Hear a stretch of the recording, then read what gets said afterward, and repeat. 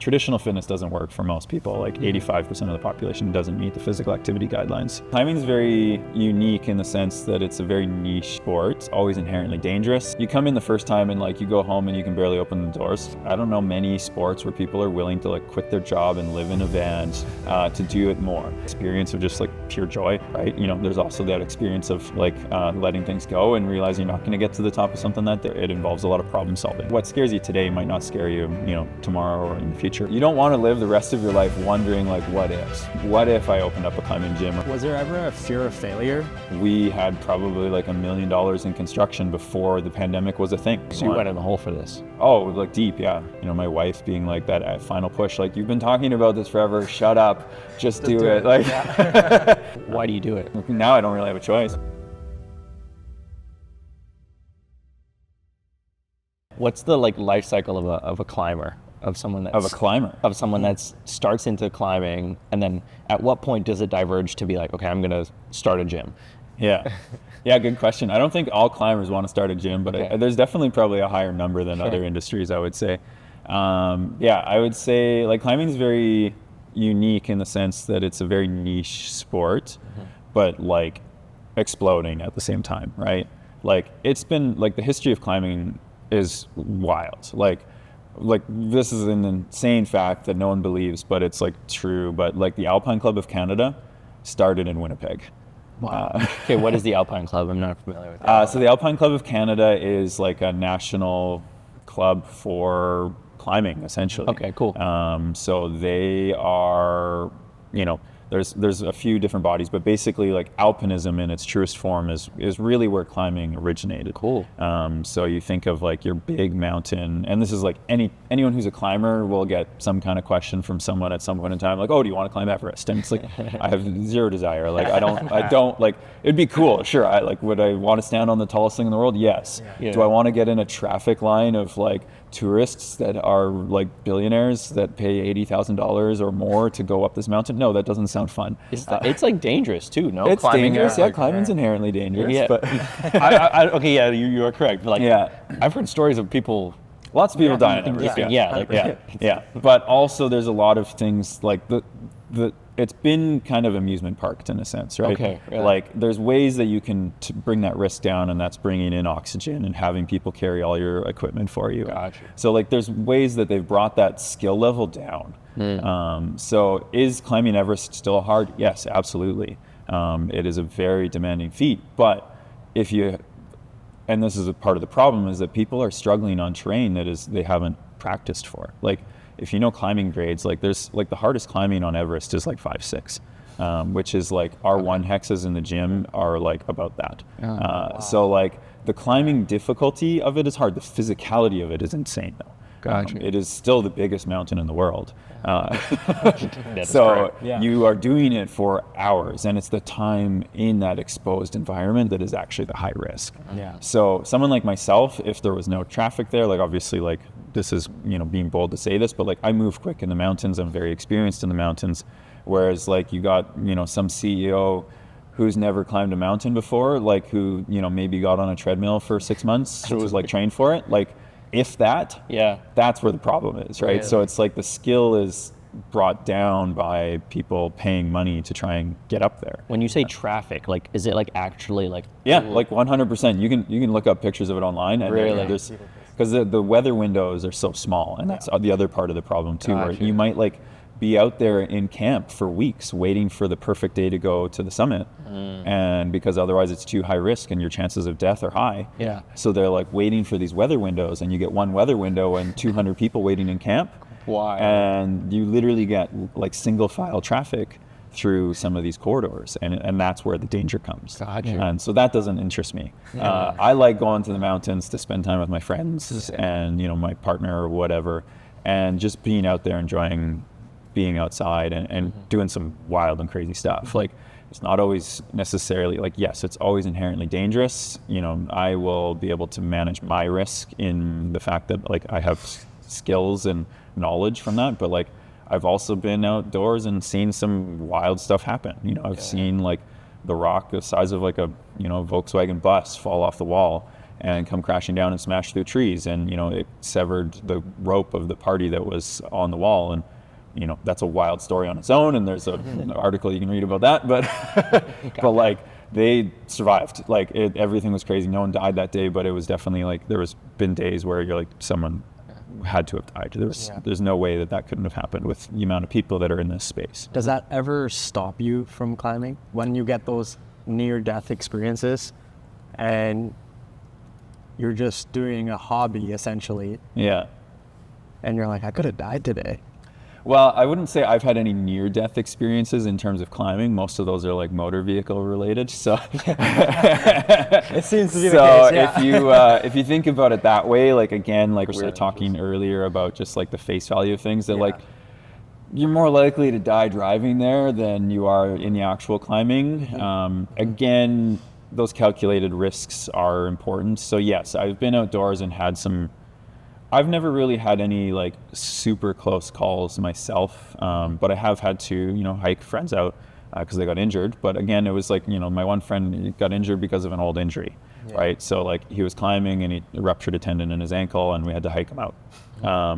But there's also a lot of skill gap there as well too, because there's a lot of people going outdoors that don't necessarily have the skills to recognize what they're doing. And like people do, people do die outdoors from the sport, and I'm honestly like shocked that it doesn't happen more often with the amount of stuff that I've witnessed outdoors, where it's like simple things like not tying a knot at the end of your rope when you rappel is probably one of the most critical ways people die in the sport. So it's not actually the climbing, it's the rappelling, it's the way like coming down. So a lot of people are celebrating the accomplishment of getting to the top of something, but it's like getting back to the car or back home is really the accomplishment, right? So we see it like I've showed up to climbing destinations where literally someone, and it's like you said, it's a hobby, right? And it's like people shouldn't be dying from it, right? And like especially with like complacency, really, and like complacency kills. Someone literally like numerous times where I've gone, like the first time I climbed in Indian Creek, Utah, was super hyped up to go there. It's like a 21-hour drive or something like that from Winnipeg. Drove overnight with my buddy. We, the planning and the anticipation of this trip is like, so there's so much history there in the climbing, and the preparation that we needed to just get the gear to climb there was a lot of work. And then we get there, and the day before someone died. And it was just, someone like me essentially, but just a little bit more complacent. So, so it is like a little bit like humbling in the sense in that regard, where it is like, there is some heavy conversations and lots of talk about grief within the industry, but it does, you do have to educate yourself and kind of understand how that happened, and and not being naive to the fact that like, oh, that could never be me, but also just being like, how can I prevent that from ever being me, right? So the accidents that I've witnessed, for the most part, like they're pretty standard sport accidents, right? So someone breaks a hand or an arm or whatever, those are common, like I said, in hockey or whatever. So that's like the bulk of the accidents out there. It's just I've spent so much time outdoors in wild and remote places that I've seen some stuff. So can you break down the different types of climbing? So for the audience that are listening who might not be frequent climbers, what is the difference between bouldering, rope climbing, and the other climb activities that are out there? Yeah, great question. So climbing is, there's more nuanced breakdowns within those categories as well. But so in your rope climbing, for the most part, you have your traditional climbing, which is using protection that you place in the rock yourself. So for the most part, it's like passive protection or active protection. So there's two categories there, but the history has evolved over that to get better. But for today's sake anyways, we use camming devices for the most part, which is your active protection. So they're trigger activated. They use a cam, which I don't know if you know much about engineering, but basically the design of them is basically in the downward force, it wants to expand outward. So you put it in a parallel crack, and the harder you fall, the harder it holds into the wall. Whereas the passive protection is a little bit more easy to understand for the like less experienced novice. They're literally just chalk stones. So they're wedges of metal on a wire. same thing. Those ones you need a constriction for them.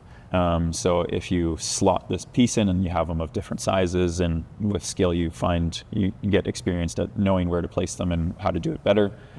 If you don't have skill in that, they can fall out, and even if you have skill, you might just sometimes you're like, well, that's good enough for now. Up there I'll put something better in. So traditional climbing is a lot of the origins. It has evolved a lot over the years as well too. And then there's sport climbing, which, sport climbing evolved mostly out of, I think, the early 90s, late 80s. And that's where you'll see like a lot more of the roped climbing of today, but you'll see both of them. Both are fun. I love both. Actually, probably trad climbing is one of my favorites, just because it lends itself to being more adventurous. But sport climbing is where people have established routes by bolting climbs. So they put expansion bolts into the climb with bolt hangers on it, and you clip quick draws to it. So you're only carrying a set of quick draws and the rope. So both of those styles are roped climbing, where you would climb from the ground up. Typically, you can top rope as well. That's also a common way, but not really as common in like outdoor space. You'd follow your friend and have a rope gun, which is soft in me. But not always. It is great to climb with friends who have similar skill level. Whereas bouldering, and this is again mostly the dry rock side of things. There's also bouldering is climbing without a rope. Lower heights typically. There is high ball bouldering as well. Tends to be a little bit more like the sprint version of that climbing. So as the rope climbing is more the endurance. Bouldering is the sprint, so it's a little bit more punchy, more powerful, like packed in tight movement, low to the ground. Typically you just use crash pads for protection, but again, that has also evolved. The early days of it, guys used a towel, just fell less, right? So and were more serious and controlled on their movement, and would maybe down climb more, because they're like, I don't want to fall there because I risk breaking an ankle, but if I practice this movement over and over, I'll go down. So all of that technically fits under the category, and this is a common misconception as well too, of free climbing. So as a climber, you'll often like people will especially hear things like free solo with Alex Honnold, but they'll be like, do you free climb? And technically, if you're climbing without pulling on devices in the wall, you are free climbing. So even if you're on a rope, but you're not using the rope to get up, you're just using it for a safety mechanism, that is free climbing. The other side of it is called aid climbing. So aid climbing is where, again, for the most part, an older style of climbing. People still do it to this day, but it's kind of lost a lot to free climbing in the sense, and that's probably, again, why the popularity of the sport has grown so much over the years. But free climbing is or aid climbing is where you basically you clip a nylon ladder to those pieces, and you actually climb up that, and then you stick another piece in. And there might be bits of free climbing in between, always faster, so it's preferred. But that's kind of the main distinctions that way. Then you also have your alpinism, which is usually high mountain, and then you have your ice climbing, which could be included in that alpinism, but it can be on its own. Yeah. There's also dry tooling. What's the one where they just climb very fast? That's speed climbing. That's another one that a lot of the general public will be like, so do you just climb real fast? And it's like, well, if you climb faster, you're probably more efficient overall. Yeah. Okay.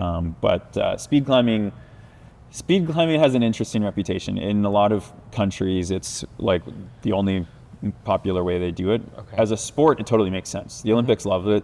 Yeah. It's very dueling based. You can set records with it. Yeah. Whereas when you're changing the routes on the wall all the time, you can't really set records with that. So it's like, because it's unique to each event. Speed climbing is in the competition realm. There's difficulty, which would be lead climbing, which is your rope climbing, speed, and bouldering.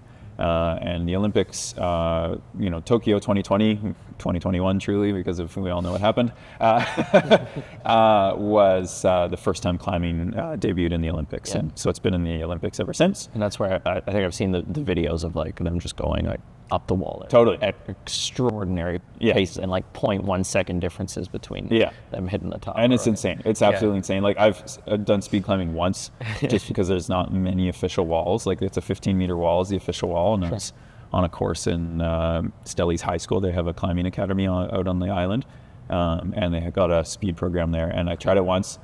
First time on it, it took me like a minute and a half. Like, partially like didn't know the route, got about 3/4 of the way up and realized that one side of all the holds are the same. They just turn them around, and one side of the hold is really good.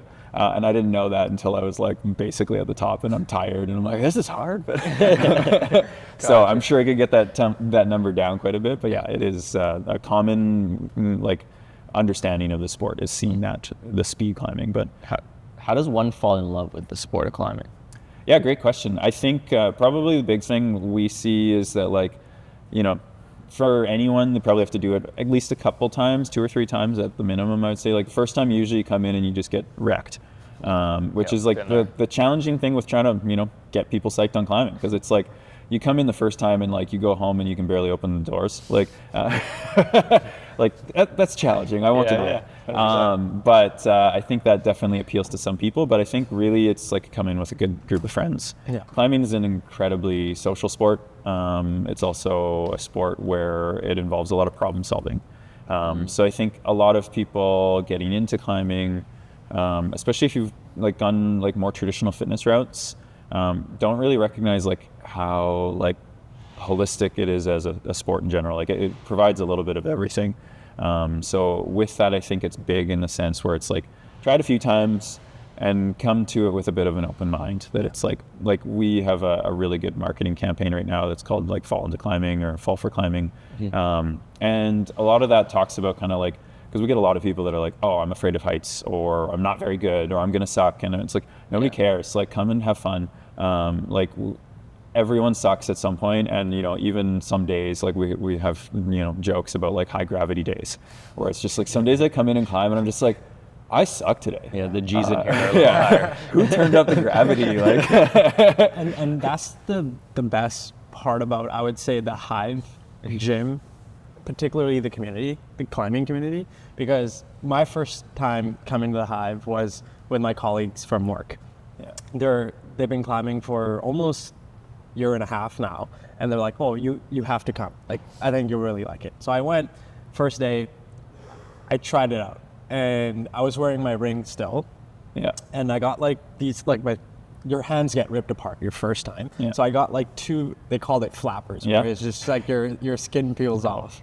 And I went into the office the next day, I'm trying to type, and I'm like, I've used like forearm muscles that have never been used before. And it's like, my lats are hurting, my back's hurting, my forearms, I can't move. But the community, I was like, I did a level 1, and there was a person who just finished a V6 and he was cheering me on. And I was like, wow, like that's the community of the climbing. It doesn't matter if you're like Olympic level competition, you respect the value of like starting from V1s and working your way up slowly and learning the technique, right? Yeah, and I think that's another like misconception as well, is like people come in and they think, oh, people are going to judge me if I'm not good, and it's totally opposite. Like, everyone's psyched for you, and like everyone's like knows what that struggle looks like, and pushing that limit and being like, oh, like people are chasing that, and this fact that they're seeing you get that, they're like jealous in a way, right? Like they're like, oh man, like, and like we all started at some point, and like, you know, a big part of me opening the Hive is that, like, you know, how many people I know, and pretty much everyone that I know that started climbing as an adult sees like a 5-year-old that comes in like our minis program, or a 4-year-old, and like, man, I wish I started climbing at that age. Like, they just love it so much. Like, I don't know many sports where people are willing to like quit their job and live in a van to do it more. It's part of the culture. And it's a big part of the culture, and it's definitely like, it creates like that really special community where it's like a place where, like, you know, people online all the time, like on the Winnipeg subreddit and things like that, are like, how do I make friends in Winnipeg? I'm like, dude, just start climbing. Like, like people are friendly. Like they'll find you. Like you know, you might have to like talk to people a little bit, and it's hard for some people. I get it, but for the most part, if you're just in the gym and you're climbing around and having fun, like you're gonna connect with somebody, and that's one of the things that like we were talking about earlier, is just like that place of connection where we've created. It's like, I've made some of my best friends through climbing, and I've traveled the world with some of them. Like, I've literally driven to like cartel country Mexico from Winnipeg 4 times with a different group of friends pretty much every time. Driven, yeah, 27 hours straight south. The first time I went, like, people were like, my mom was like not psyched. Like, she's like, this is like you know, it's like they don't recommend traveling there. Like it's like Syria, like it's like bad. And I'm like, yeah, but like the internet says it's fine, Mom. Like if you just don't go talk to the cartel or Mom, they got a V6. Like I gotta try it. And like you go down there and it was fine, but like, you know, you still go down there and you're like, you see some stuff where you're like, I'm gonna not go over there. Like, you know, they got like armed like military police essentially for the tourists essentially. Like there's guys driving up and down the canyon with assault rifles and you're just like, yeah, they're here for us. Whoa. So it is like pretty wild, and it's like, you know, you take people there for the first time after going once, you're like, trust me, man, it's cool, it's fine. Like So when you're in the phase of, you know, you're working at the U of M, you're also working with the Winnipeg Police in their academy, but you're spending time on this idea and your own money really to something that might not even happen, right? What's going through your mind at that time of, I love climbing so much, I want to bring it to Winnipeg, and you're not seeing the fruits of your labor? Yeah, great question. So a big part of me, like, especially being like super passionate about climbing, my wife, she was a dietitian. I guess she still is, but she's on mat leave right now. But she works in management at the O'Damon facility, which is like the formerly known as the Birth Center with Women's Health Clinic. But she and I, like for years, we were like, got to move to the mountains. Which I think like many people that get into mountain sports that live in Manitoba have this mindset at some point in time, right? And then we like kind of practically started to think about like, hey, if we move to Canmore or Banff or, you know, Squamish, it's stupidly expensive to live there and like just really hard living in general. But B, like, you know, we'd have to take our vacation time to come back to Manitoba to visit our family because they're not going to, right? Yeah. And C, we are in the workforce that wants to live there. So it's going to be like, it was hard for us to get our initial jobs here. It would be hard for us to get jobs there. You know, what kind of kinesiologists are out there, right? Like there's plentiful. So the job didn't necessarily pay a lot more for the same like work, but the cost of living was much, much higher. So my old boss at the police actually was a big part of it, but he used to always say, the grass is always greener where you water it. And it really resonated with me because it's like, you know, for years it was like, wow, we could build a community here that doesn't exist. We could totally do it. In Vancouver, I can't open up a climbing gym. You know, Andrew's already done it 5 times and there's 3 others, right? So it's a little bit harder to enter into a market that's already established. So that was a big part of it, is recognizing that like, you know, we could move and do climbing there and just our normal jobs, or we could build that here and build, like I said, like that space where like you see the 5-year-old come into the gym and like you're like, oh man, I wish I started at that age. And it's like now people in Winnipeg can. So it was a big part of me is wanting to create the opportunity for others that like, you know, I didn't have. The opportunity that I wish I had for, you know, everyone, you know, growing up today, that they can have that opportunity, because it has done so much for me and for many around me as well too. And you know, my friends that did move out west, like I said, many of them have moved back because they realize that like you live in Vancouver and you don't get out to the mountains as much as you'd hoped. You still got your day job and everything to work around that as well too. So that's kind of a big part of it that way. So but yeah, the big push was actually my boss at the police as well when he retired. His retirement wasn't expected. He was always kind of just like, oh, you know, he kept it kind of close to him, but just one day he came to work, he's like, I'm retiring. And I'm like, oh crap, like you got one of like the best jobs for a kinesiologist in the city. Like either I open up a climbing gym or I get your job. Like, you know, I was like second in line for it. So I applied for his job and didn't get it, but I was like close. And I'm like, but at the same time I came home that day when he announced his retirement, and I told my wife, and I was on the fence about buying this like business development mentorship program through a climbing wall developer. And it was like $5,000. Like US. And you know, the US dollar wasn't as strong then, but it was a lot of money to just throw into a business development plan. And I came home and I told my wife, Kori, and I'm like, oh, like, are we gonna do this or not? That's a big leap. And she said, like, you know, she just said, like, pull the trigger. Like, she's just like, do it. Like, you don't want to live the rest of your life wondering like what ifs. What if I opened up a climbing gym, or like I always wanted to do that. And, like I didn't want to be that person either. So it was a big part of my, my wife being like that final push, like you've been talking about this forever, shut up, just do it. Like, so I bought that business development program, which they provided, a lot of business planning resources and a variety of tools that way, and like just like coaching sessions and things like that. So it was really the big push that pushed me in the direction of it. And like I said, it's a long journey to get there. But was there ever a fear of failure? To see your dreams come true? Still, honestly, like we haven't had a very like stable beginnings. We opened in the pandemic, like, not ideal timing, but we had probably like $1 million in construction before the pandemic was a thing.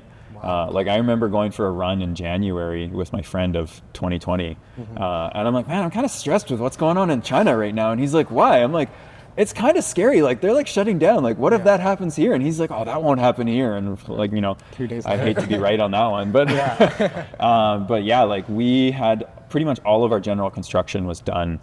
Like it all wrapped up in April, but like it was like 90% complete in March. Our wall builders, like we had already had the steel shipped and paid for. It was in the building. The wall builders were coming that week. On Monday, they were coming on Thursday. On Monday, we had an emergency meeting, and they're from Montreal. Yeah. Montreal got hit hard before us, right? And they're like, hey, like our staff are really scared. They don't really want to leave. And at first, like, everyone was like, oh, it's only gonna be 2 weeks, like, whatever.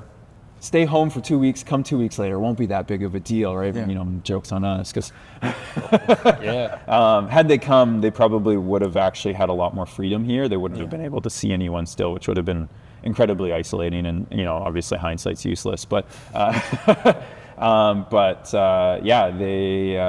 we got pushed back. We didn't open till, we were supposed to open in May of 2020. We didn't open till August of 2020. We opened for 9 weeks, closed for 4 months. And then opened for, I think, 10 weeks the second time, and then closed for like another 3 months, essentially. What are you thinking at that time? You're like, yo, I just spent all this money, I have all these... Oh, I was losing my mind, yeah. You hire a whole staff team. Like we interviewed like 100 people to hire like 25 people. Wow. And then we had to lay them all off. Like after training them, spending all this money, and rent is not cheap in a 12,500 square foot space. Like it's like, 30 grand a month. And we didn't get any rent support because we were too new. So like the government's like, oh, you're high risk of failure because you don't have any revenue yet. Wow. So we had to like just foot that bill, and it was one where our landlords weren't super lenient on it initially, and they did end up giving us a break on rent while they let us pay it back with interest over time. Which honestly, like had they not done that, I don't know where we would be today. But like, we literally just finished paying back our deferred rent from 2020, 2021. So you went in the hole for this? Oh, like deep, yeah. God damn. Yeah, so it's been stressful. I won't deny it. And like, people come in and they see like what appears to be a busy gym, and they're like, oh, you must be doing really well. And it's like, well, we haven't even broken even yet.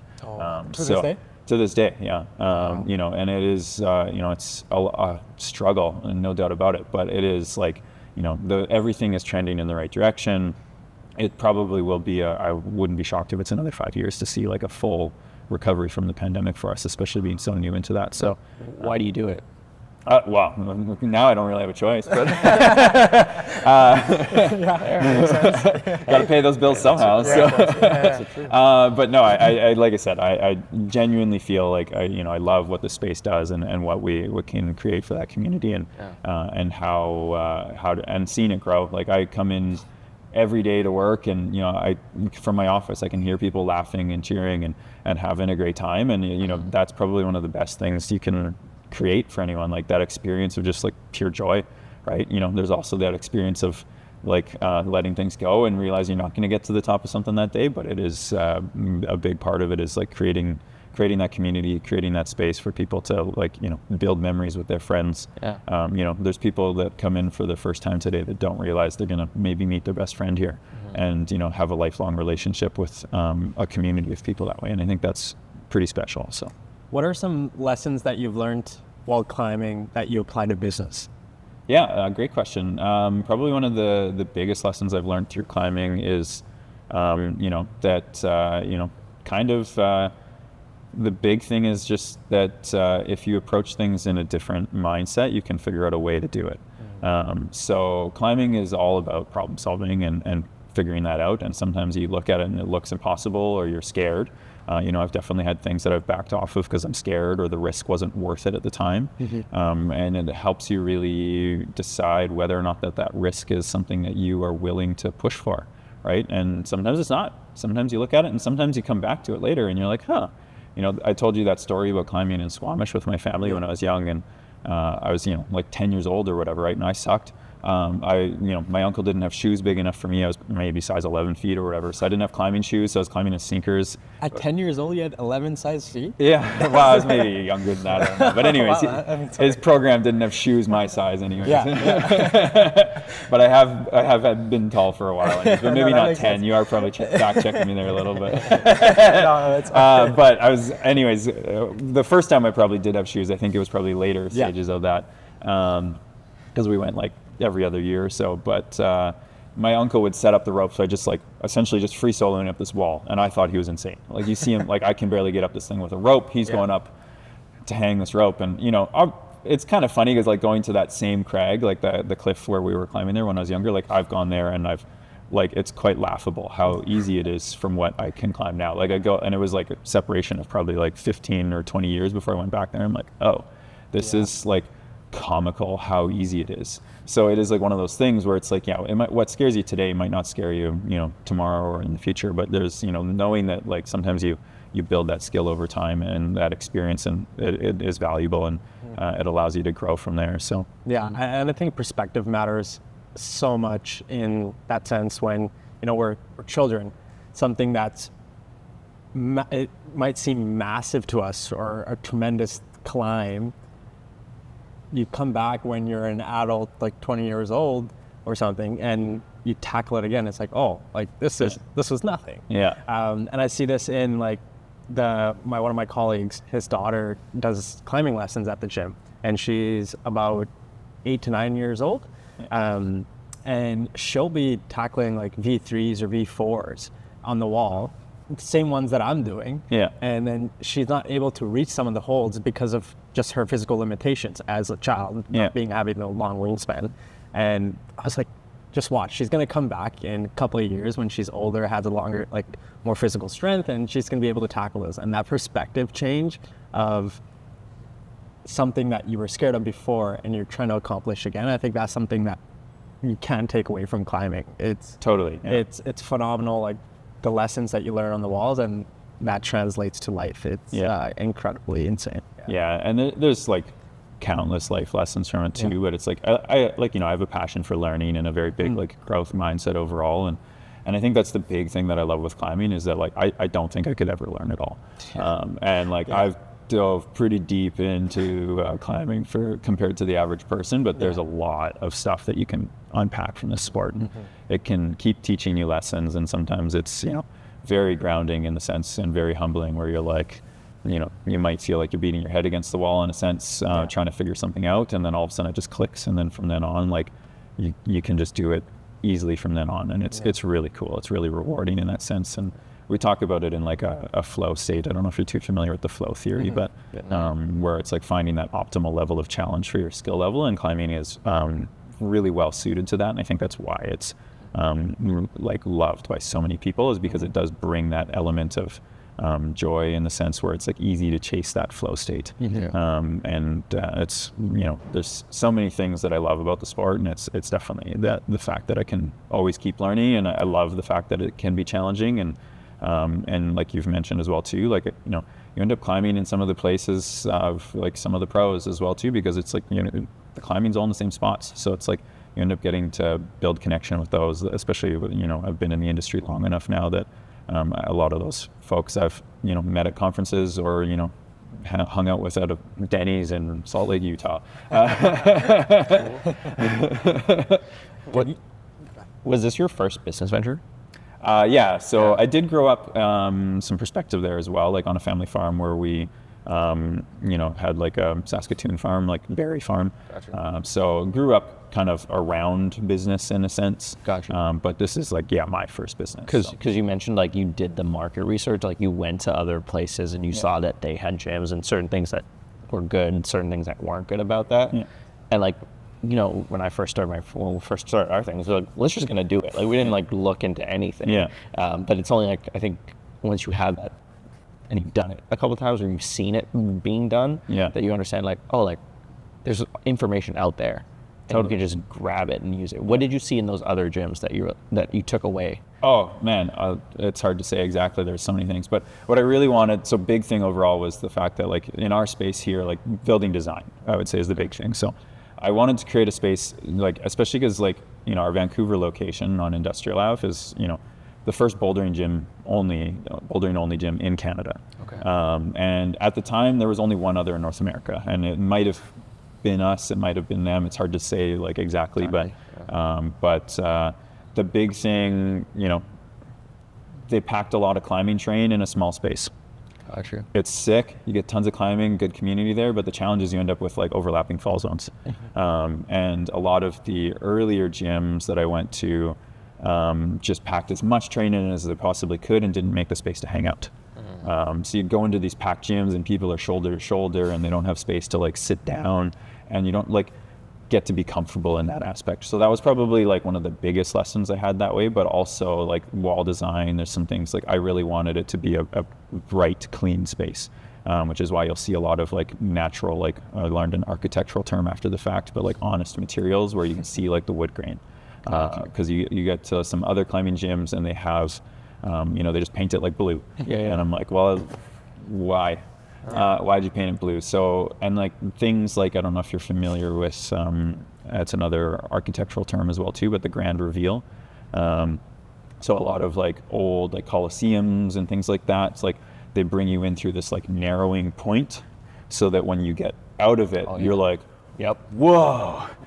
So you'll see that when you come through our parking lot, like you can't really see much from outside, right? Like you can maybe peek in the windows on the one side here, but like you're kind of blinded. And then you come in the door, you come to the front desk, you still can't really see a whole lot. You come around the front desk and then you get the grand reveal. I just had that like 40 minutes ago, So there's like a few elements like that, and like sometimes the space is limiting in what you get, and like the wall design that we have, like more modern in the sense that we have a lot more flatter panels of walls. So and we use like the volumes, like the geometric shapes you see screwed to the walls to modularly change the dimensions of the wall. So it's not, because sometimes you have gyms with just like inside corners and then you can just like stem and press off of it and it's the same route every time, no matter what holds you put up there. So there's a lot of intentionality in just the design of how the walls were built, things that I loved, things that I didn't love, things that inspired me, things that I wanted to see more of, and a lot of thought went into that process overall. All strategic, it seems like. And like even just like the mats that we have, most people won't notice this, but it's like really stiff at the edge where you walk up, whereas in other gyms you'll collapse in because it's the same density of foam all the way through. So we have like a multi-layer density foam system. Every detail's been thought of. So, and you spent an enormous amount of time like doing it. And even just like when it comes down to like hold selection, all kinds of things like that. You go to gyms and you're like, oh, this holds sweet, and like so you pay attention to those details very quickly. So, and those details matter. And I think it's one of those things that sometimes, it's one of my good friends works as, works at the Human Rights Museum as like kind of the installer in a sense. And he always says like his job's done right when you don't notice it.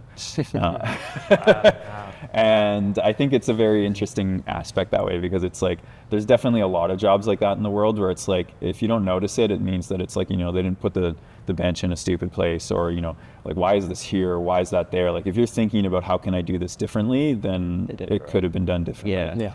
So, and there's still things here that I would, maybe change now, but not a lot really. Like overall, I'm pretty happy with the space.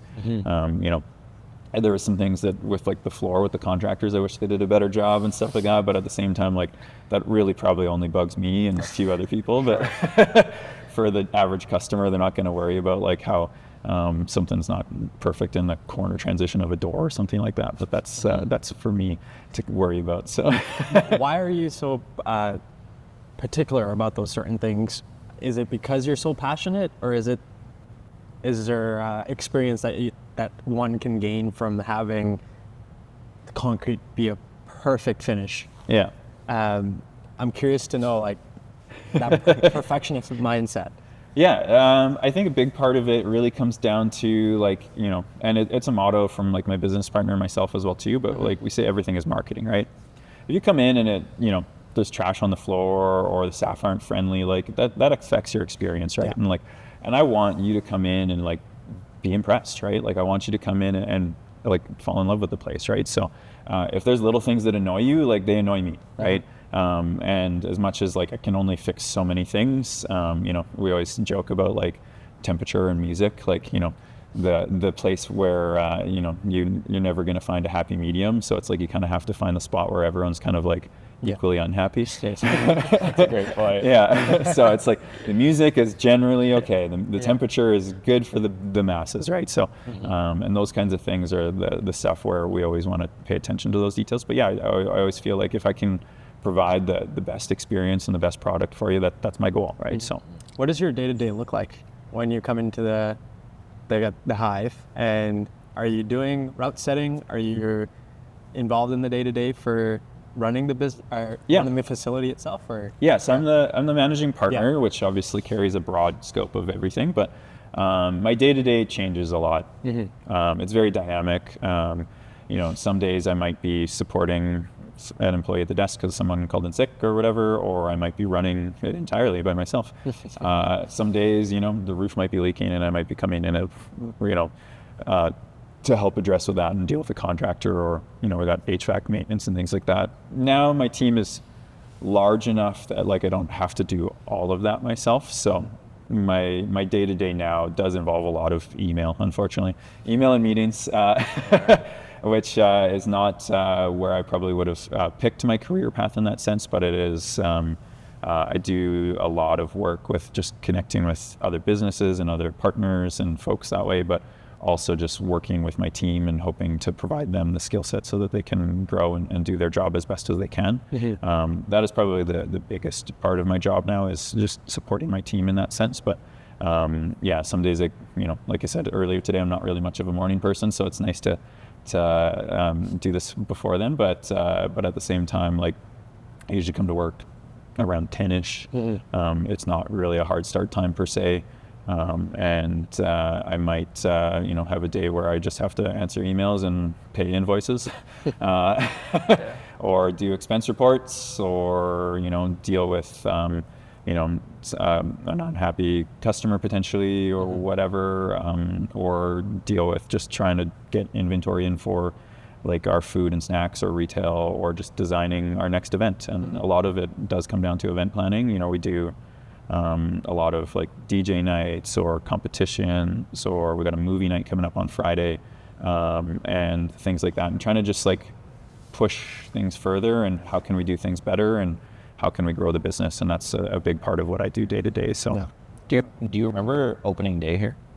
Yeah, opening day was real special. So we, part of our staff training, we did like a VIP night first. So like we did a pre-sale in August, well before we opened, and we had our first opening was a friends and family VIP night. So it was like anyone who helped get us to this business today, like our real estate agent or our architects were invited, and, you know, bring their friends and family. And it was funny because it's like some of the people that came out of that, we were like, who's this person? Like, like how did they get that connection? But like we had like, you know, I don't know if, you know, like Elizabeth Lamont, she's a ballet dancer with the RWB, but through a friend, I think through Cranked Energy actually. So one of our suppliers that way, I think she got an invite through that. But like, I was like, we got like a fairly well-known ballet dancer in the city came to the gym for a VIP night. I don't know how, but later on I learned that her partner actually, like, I've climbed with him a fair bit as well too. So it was like funny just like how those connections happen. But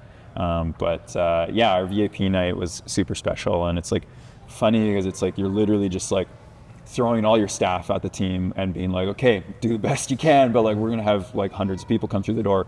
And for the first, like, honestly, probably the first like 8 weeks, I was probably here 7 days a week for like 14 to 16 hours. Like it was a busy time, and it was like, you know, all of my staff were green. They didn't know what to do. Like they were learning. I was learning. We were all learning. So it was pretty chaotic. And actually, my wedding anniversary was like the week before we opened too. So I love that. Yeah. So it was chaotic, and especially like opening in the pandemic and taking it very seriously as well, because we're like, hey, we're in an industry where like we're ripe for being shut down. Like it's a public space, so we are going to follow everything as best as we can. And it honestly didn't matter, which was really frustrating, because it was like we were shut down. We were joined or like grouped with like amusement parks, like laser tag and go-karting and things like that, because they're like, climbing's not fitness.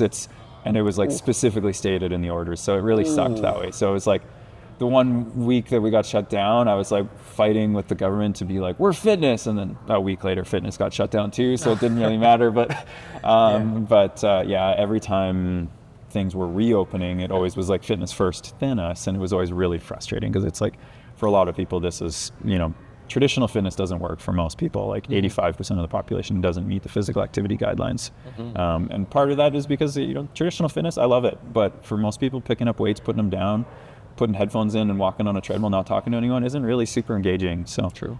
So it's one where we find that bringing that in to make it that more social and comfortable space is very important. So when did this get real for you? Of like, damn, I have a gym, I have people coming in, or have you got the time to like sit back and reflect and be like, this is cool? Sometimes I kind of mentioned, sometimes I kind of forget about that. Yeah, like we were talking earlier. And I kind of get a little bit like, I don't know, just next thing. I'm just like, this is my job. Sometimes it's stressful, sometimes it's hard, and then sometimes I forget, and I'm like, this is pretty dope. So I think when we do competitions and stuff, I realize like how much I enjoy climbing, because it's like you see like these young kids. Like when I first opened the gym, I said like, when a kid warms up on my project, I know I've like established a community. I didn't think it would take like 5 months. Like these kids who like got my skill level real fast, and not all of them obviously, but I do think it was very unique in that regard, where it was like seeing that community build. And like I think it felt really real when we got the keys to the building,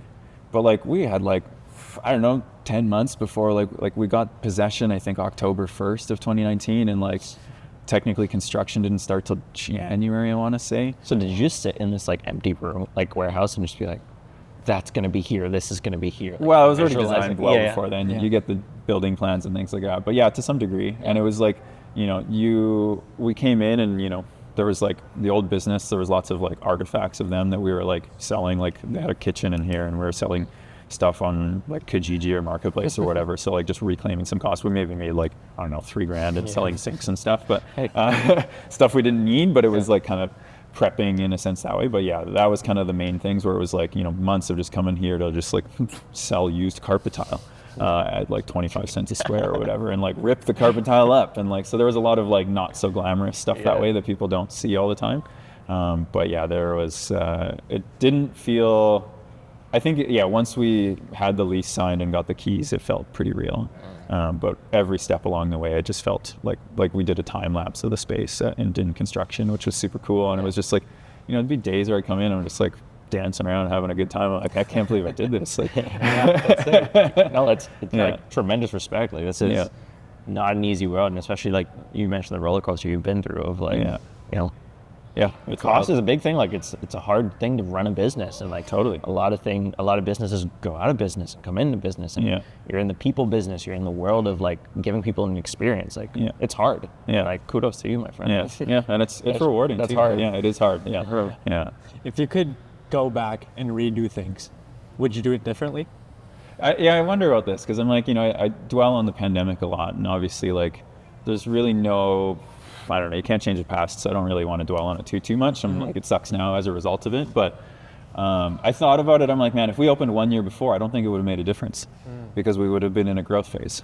So if we opened in 2019, we would have seen lower revenue. 2020, we would have seen probably like you would have seen a drop off anyways. So it wouldn't have been like, or it would have been stable or whatever. So I was like, the way that a lot of those supports worked, I think like, for them to really work for you had to have a really, really strong business that was heavily impacted.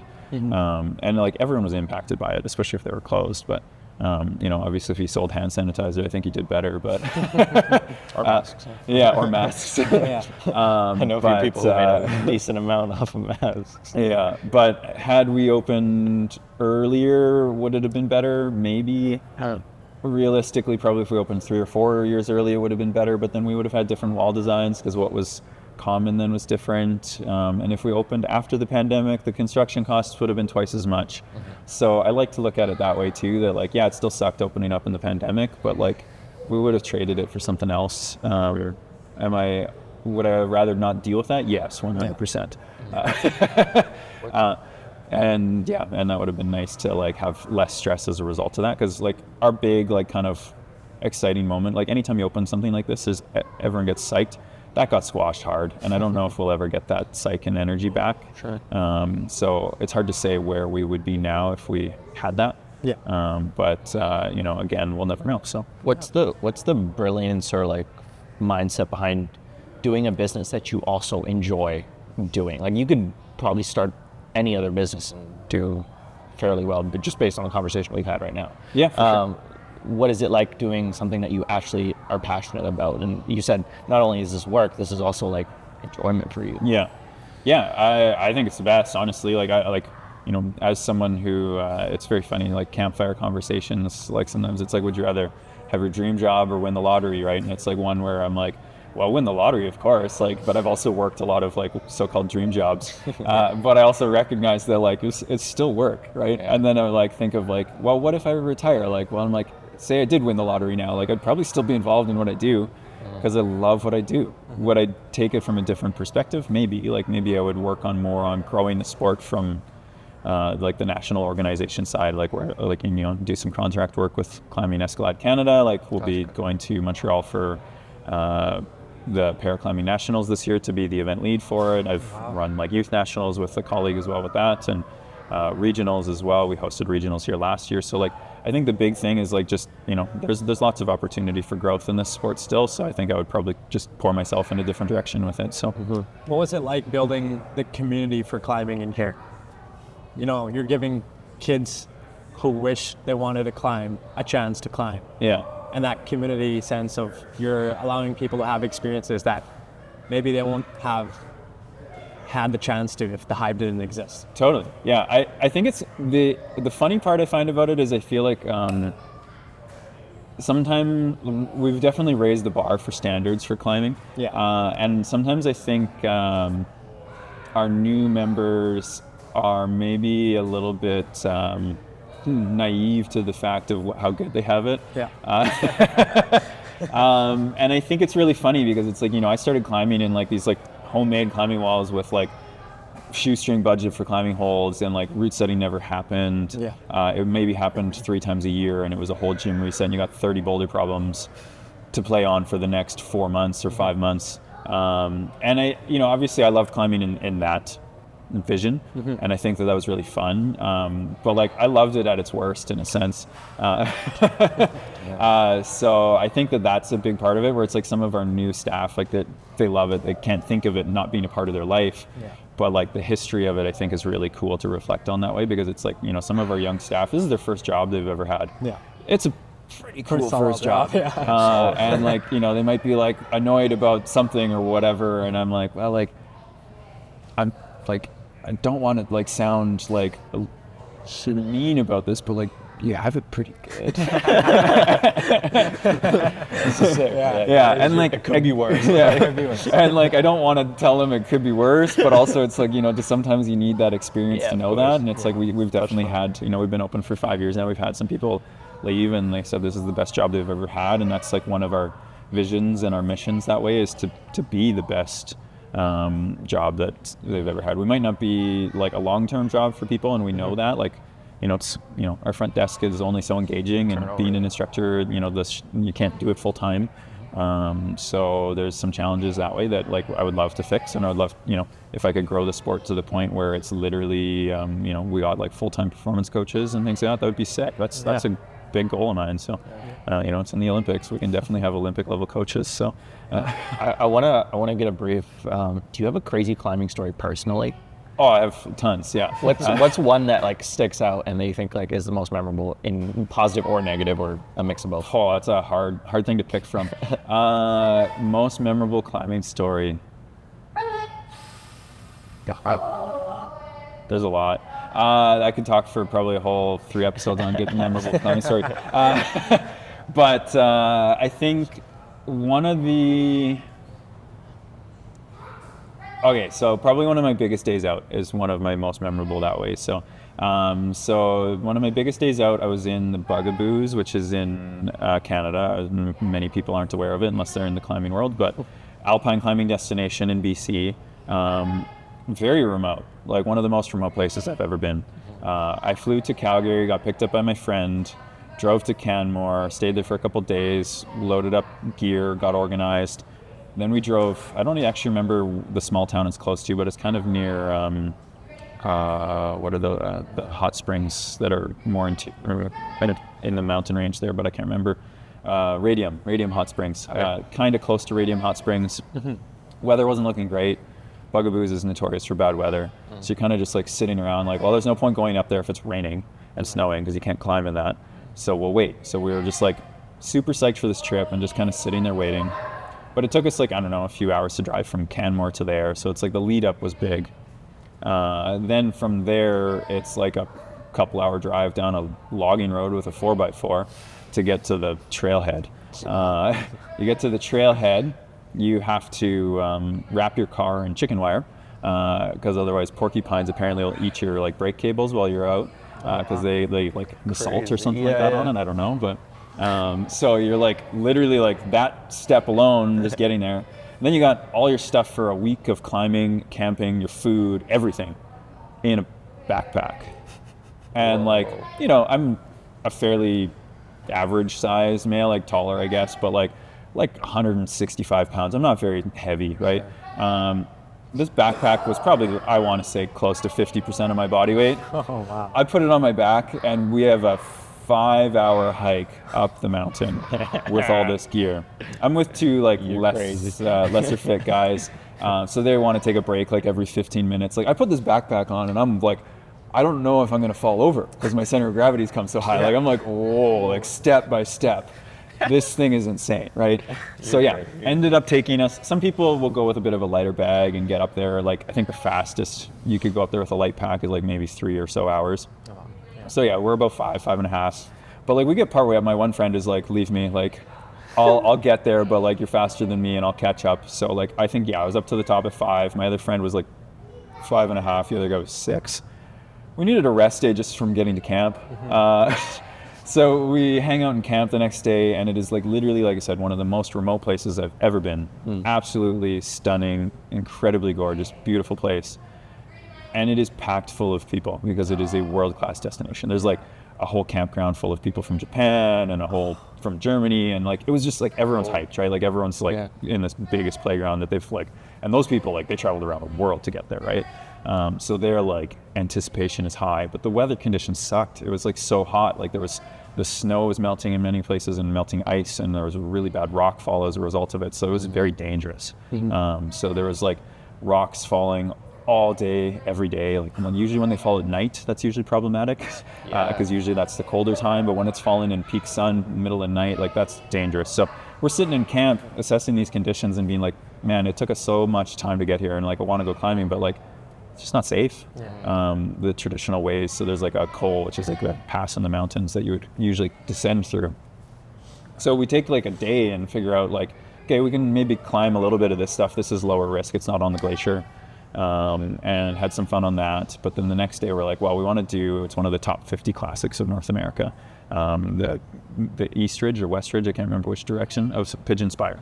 It's like 5-4, not a hard climb, but it's a big day out, even if going through the traditional approach, the approach going through that col. But we're like, no way we're going through that col. The day before, a literal microwave-sized block fell and landed on some guy's legs, and he needed to get helivac'd, and it took him 2 days for a helicopter to be able to fly in, and he just hung out in camp with 2 broken legs. Like, so we're like, no, crazy. That's stupid. Like, not going that crazy. way. So the way that we went there added 3 hours to the approach. We had to go around the mountain, up a different glacier, and we left camp, I think it was like 5 a.m.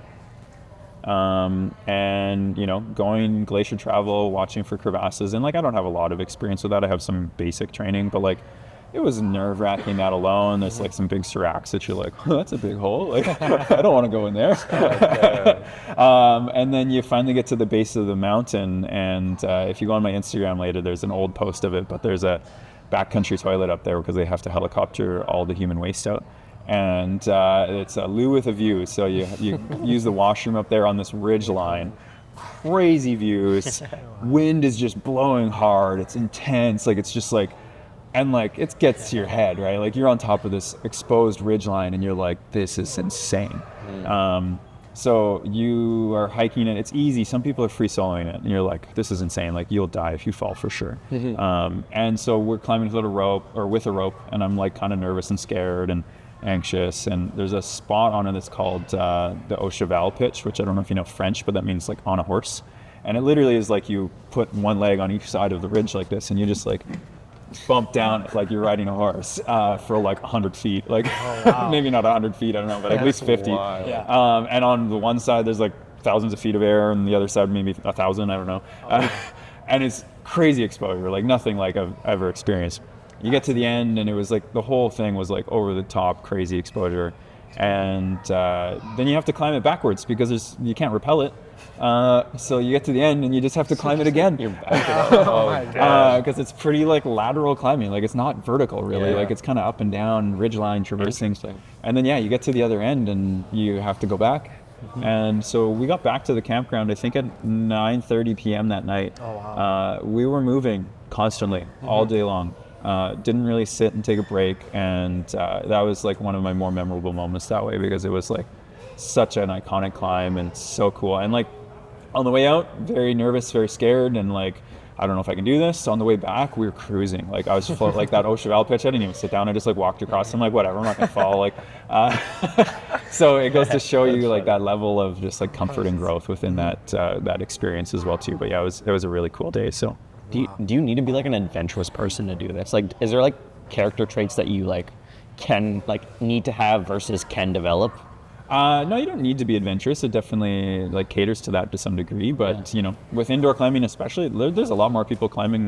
Of course, don't care to go outside now. So it really depends on the person. I definitely like that part of climbing appeals to me. But there's lots of places you can go climbing that don't really have that same adventure side. Like, we've gone to places where they're literally like parking lot side, right? Like, I just went climbing in France, and like you could ride the train or you could ride a bus to the bouldering area, and you could ride your bike. Like, honestly, it was like very flat, very well developed.